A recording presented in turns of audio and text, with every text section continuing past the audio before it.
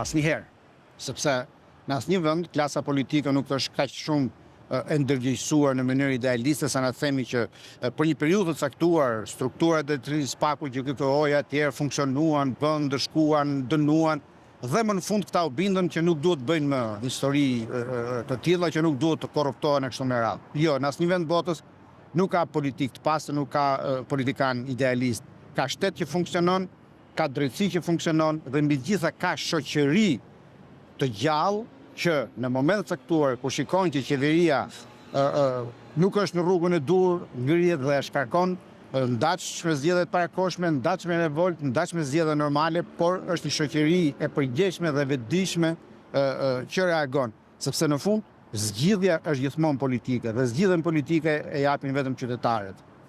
Saç mund të piqet, domethënë vetë klasa politike, aq përgjegjësi mbajnë qytetarët në raportin që nëse ata do atorkasin të fortin, nëse do atorkasin atë që grabit, nëse do atorkasin dikë që krenuat që ka vjedhur, është vështirë që politika të ndryshojë vetvete. Duhet një presion shumë i fortë, domethënë duhet që qytetarët vetë mos bien dakord me hajdutin, me të fortë, me gangsterin, me vjedhsin, me tallsin.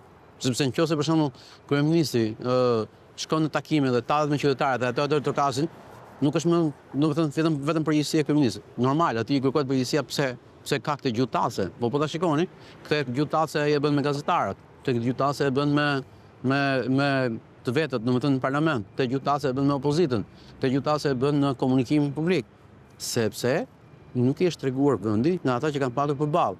Qoftë edhe në të medias, duke u bërë solid ndaj një kolegu që ai mund tallet, a edhe gjithkusht në përditshmërinë e tyre. Unë mendoj që nuk mund piqet vetëm një pjesë e shoqërisë. Është përgjegjësia e gjithëve. Sidomos një pjesë të madhe të fajit e kemi ne, nëse jemi në krahun e atyre që duhet të kasim ato që nuk bëhet mirë.